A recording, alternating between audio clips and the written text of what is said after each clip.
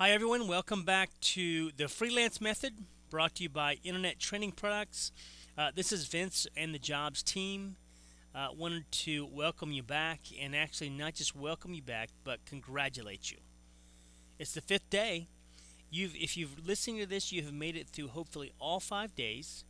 You've put a tremendous amount of effort and work in not only getting to the training, but I trust that you're actually doing the work. And so again, I say congratulations.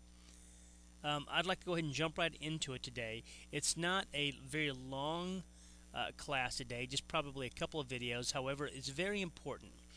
And it's very important that you understand these concepts to keep yourself safe and secure, to keep from running afoul of Uncle Sam. What we're talking about today is, first of all, the agenda is to finding out about getting paid, how that process works with Odesk, and then unfortunately paying taxes. So getting paid, yay; paying taxes, not so yay.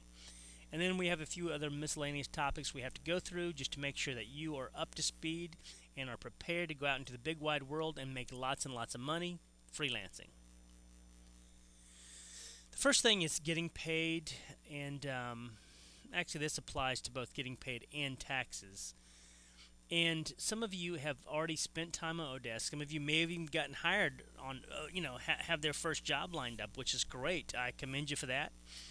But you may have already learned, well, why do I need to bother with all this? Odesk does this stuff for me. It automates this process. I don't have to deal with old school billing and accounting issues. No, I just, find a job. I get paid immediately. It's guaranteed from Odesk. You would be right. That is some of the awesomeness about Odesk. It's one reason why we chose it to teach first. It's not the only freelance website, but it's just one of the best because it's very, very simple.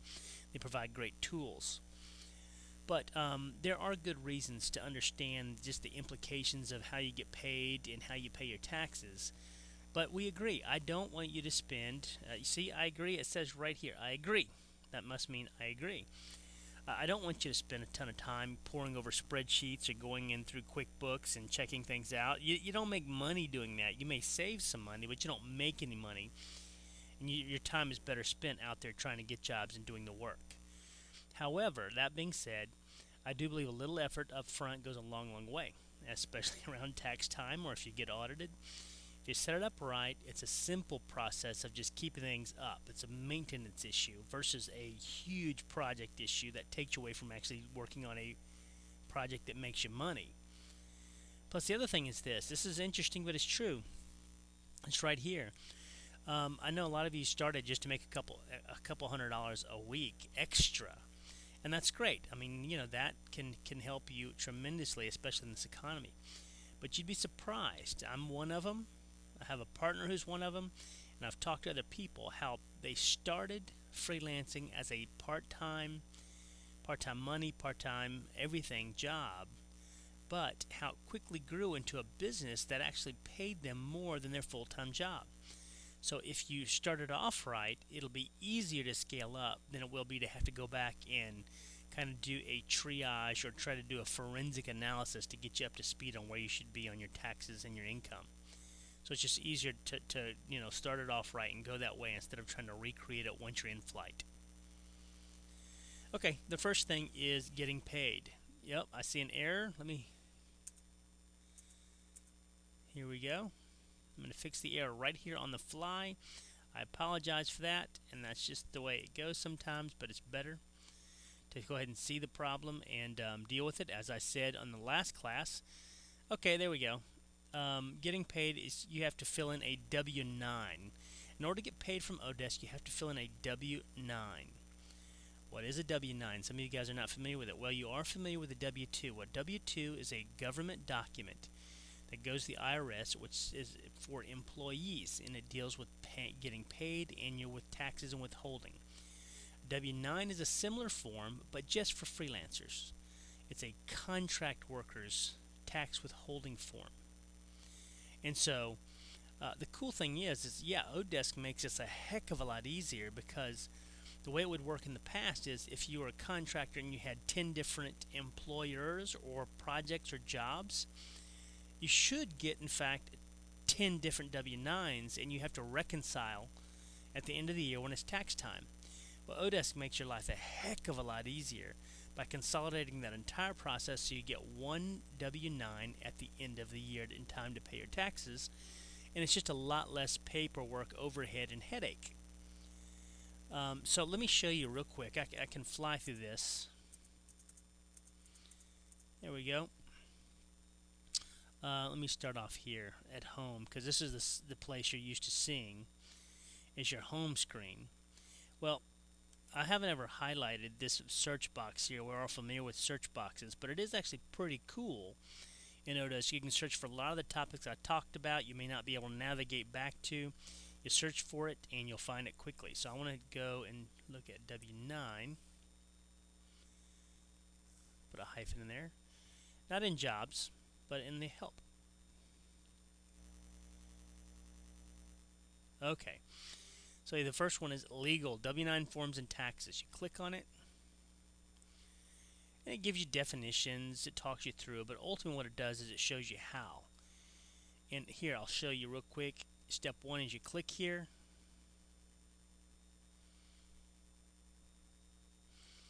You have to fill in your name, address, and it sends you this form. You have to fill in these red spots and send it back in to Odesk, and essentially that is the extent of it. It's very, very simple. You just got to go and do it.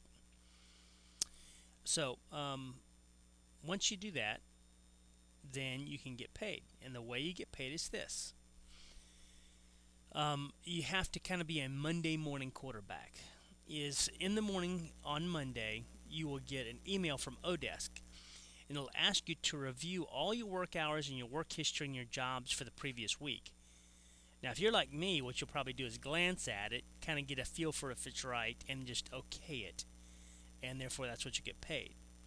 But I really encourage you to get in the habit of looking at it carefully, scrutinizing it, because those bad habits creep in, and you either lose money, or you don't. You possibly lose money, or you overcharge. The opposite is just as bad, because again, you're trying to manage your reputation for future growth. The better reputation, the more money you can charge, and the more jobs you'll get. And if you overcharge people, they will not give you a good and glowing report, and you'll get something less than your 4 and 5 stars that you're used to, and that's bad. So I want you to spend time checking out your progress report, and you go through it and you approve it or disapprove. If there's a dispute, either you've overcharged, then you fix it and it's no big deal, or you feel undercharged and you can kind of bring it up with Odesk and they'll take care of it for you. But either way, check your work. It'll make your life a lot better. And what happens is this, just so you know how the process does work. Whether you respond or not, after Monday, your opportunity to change that work week, that previous work week, is closed out. Your employer, whether it was one or many, they're sent the document. They verify that you've actually done the work in those times, and then essentially you get paid, or a transfer is made to your account on Thursday of every week. So that's the way you get paid. Let's see, anything else? Now, I will say this, is that ultimately this is a very simple process, especially if you keep up with it. So that's the way you get paid, and that's why you should be aware of this. We're going to come back and cover taxes in the next one, but just to make it discreet and memorable, I want to go ahead and shut it off now and then come right back.